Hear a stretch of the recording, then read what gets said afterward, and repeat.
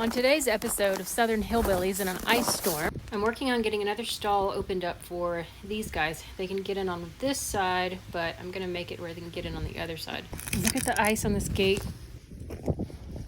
So first I've got to roll up my electric wire. Whew, it is really slick right here. And I'm going to try to open these gates, hopefully without getting knocked in the head by hundreds of pounds of ice. Okay, hubby's coming to the rescue for the ice situation. Yay. Now I've just got to fill up hay nets.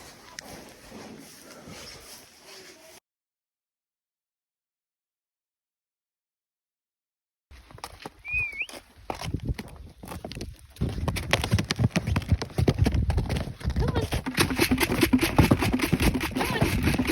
Come on, Evie.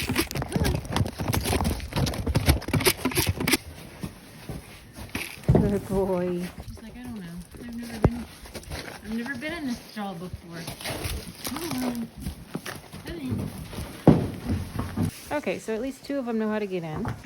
Good girl, Raina. You found your way in all by yourself.